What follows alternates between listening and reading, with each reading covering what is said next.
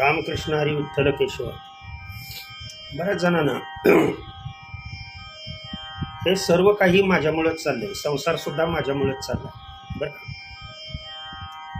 जे काय होतंय ते सर्व काही माझ्यामुळे चाललंय, माझ्याशिवाय हे लोक करू शकत नाही, अशी एक आपली गैरसमजूत आहे, लक्षात ठेवा. परंतु ही गैरसमजूत असलेली गैरसमजूत भगवंताला सहन होत नाही, बरं का, लक्षात ठेवा. अभिमान अहंकार हा भक्ताला अहंकार किंवा अभिमान झाला तर तो लगे त्याला दाखला देऊन म्हणजे दृष्टांत देऊन, लक्षात ठेवा, तो कमी करतो. उदाहरण जर अगोदर सिद्धांत प्रमाण जर सांगायचं म्हटलं तर जगद्गुरु तुकोबाराय म्हणतात, बरं का,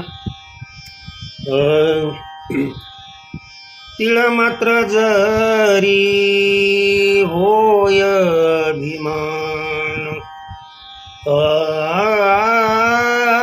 तिळ मात्र जरी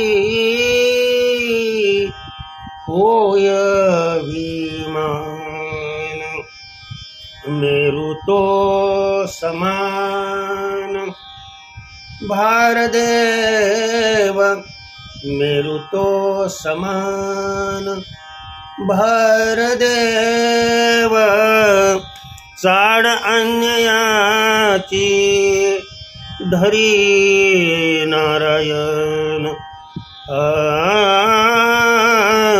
चाड अन्यायाची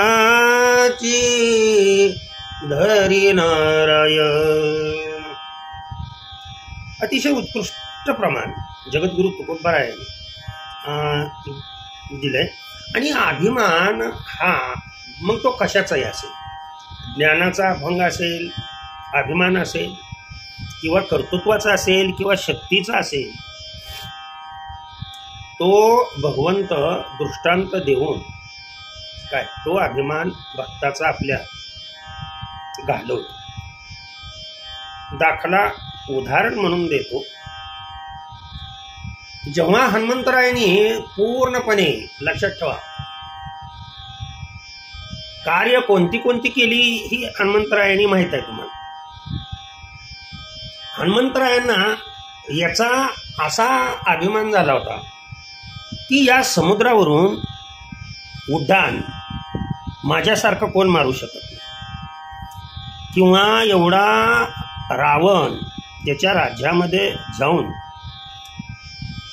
माता सीतेचा शोध घेणं आणि रावणाची दशा तिथं करणं, लंका दहन करणं, हे माझ्याशिवाय कोणीच करू शकत नाही, असं एकदा हनुमंतरायांना गर्व झाला, बरं का. हे प्रभू रामचंद्रांच्या लक्षात आलं आणि त्यांनी ठरवलं की या हनुमंतरायांचा अभिमान आपण दूर करायचा. कारण माघारी येताना या अभिमानाने ते माघारी येत होते, आणि जेव्हा माघारी आले तेव्हा त्या अभिमानाने इतके आनंदी झाले होते, त्या आनंदामध्ये बुभुकार एवढा करत होते, आणि त्या बुभुकारामुळं त्यांना तहान लागली. ही भगवंताची सगळी किमया, बरं का, लक्षात ठेवा. मग इकडे तिकडे बघितलं, कुठेच पाण्याचा काही पत्ता नाही. मग एक मुनी तपश्चर्या करीत बसलेले होते. मग मुनी दिसल्यानंतर त्या मुनीजवळ ते आले. मुनी तपश्चर्यामध्ये होते आणि हनुमंतराय विचारू लागले त्या मुनींना की मला खूप तहान लागली आणि मला इथं पाणी कुठं भेटेल. तर मुनींनी काही न बोलता फक्त तळ्याच्या दिशेने बोट केली.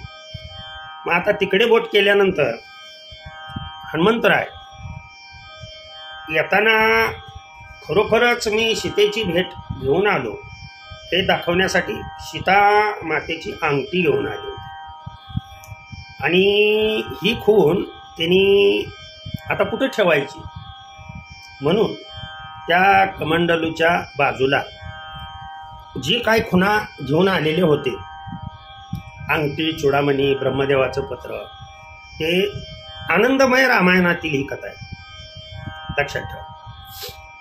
मग आता हे ठेवून ते गेले पाणी पिण्यासाठी. तेवढ्यात काय झालं, आकाशातून दुसरं एक वानर खाली आलं आणि त्यांनी ते सगळं उचललं. ते अंगठी, सीतामातेची अंगठी, ते पत्र आणि चुडामणी आणि ते कमंडलूमध्ये ठेवून दिला आणि गेलं पळून. जेव्हा हनुमंतराय माघारी आले त्यावेळेला मुनींना विचारलं, अहो मी इथे माझं साहित्य ठेवलं होतं ते कुठे आहे, तुम्ही काय केलं का त्या साहित्यात? त्यांनी फक्त अंगुली निर्देश केला आणि कमंडलूकडे बोट केलं, समोरच्या कमंडलूकडे बोट केल्यानंतर त्या कमंडलूमध्ये त्यांनी पाहिलं तर तिथे लाखो तशाच पद्धतीच्या अंगठ्या त्यांना दिसू लागल्या. कुणाला? हनुमंतराय. ते मुनींना रागाने म्हणू लागले, यातली माझी अंगठी कोणती आहे, मी आणलेली अंगठी यामधील कोणती आहे? असं विचारल्यानंतर मुनींनी काय केलं, त्यांना सांगितलं की तुमची तुम्हीच ती अंगठी शोधा म्हणून. तर नाही म्हणल्या मला सापड. मग मुनींचा शेवटी नाविलाज झाला. त्यांनी म्हटले, एवढ्या समसमान अंगठ्या इथं कशा आल्या ते तुला सांगतो. असे या युगामध्ये अनेक राम अवतार झाले आणि अनेक हनुमंतानी म्हणजे मारुतीरायांनी येऊन या कमंडलूमध्ये इतक्या अंगठ्या टाकलेल्या. इथे हनुमंतरायाच्या लक्षात आलं म्हणजे मी एकटाच हनुमंतराय नाहीये, असे माझ्यासारखे किती जण तरी आहेत. ध्यानात आलं का? या दृष्टांतातून घ्यायचं आहे काय? आणि जेव्हा ही अशी स्थिती लक्षात आली त्यांच्या, अरे बाबा इथं युगायुगातून कितीतरी राम अवतार झाले, कितीतरी हनुमंत आले आणि प्रत्येक हनुमंताने येऊन या कमंडलूमध्ये अंगठी टाकली. आता ही अंगठी तुझी कुठली ओळखायची? इथं हनुमंतरायांचा पूर्णपणे अरे माझ्यासारखे इथं हनुमंतराय होते असा जो अभिमान झालेला होता तिथे अवाक होऊन ते आपले निघाले आणि प्रभू रामचंद्रांना सर्व ही कहाणी सांगू लागले. प्रभू रामचंद्र म्हणाले, अरे बाळा तू आणलेली अंगठी तो माझ्या बोटात आहे.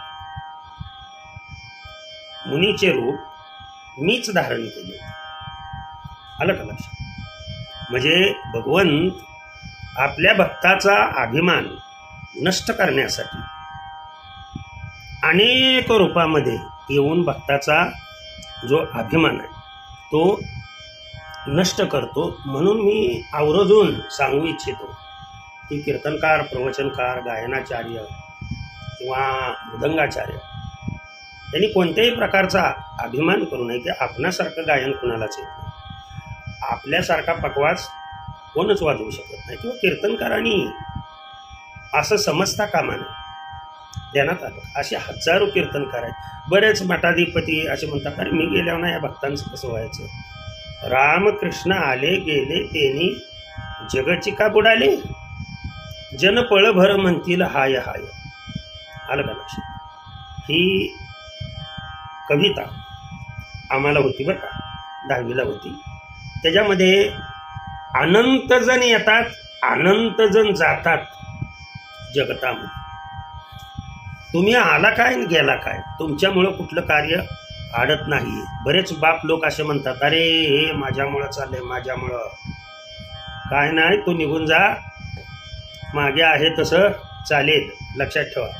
त्याच्यामुळं अभिमान करू नका, अहंकार नको आहे अजिबात. अहंकार गेला देवची झाला, मात्र जगद्गुरु तुकोबाराय म्हणतात की अहंकार त्याशी गर्भवास. ज्यांना ज्यांना म्हणून अहंकार आहे त्यांना त्यांना गर्भवासाचं दुःख हे सहन करावं लागतं. म्हणून अहंकाराला बाजूला करा. रामकृष्ण हरी. विठ्ठल केशव.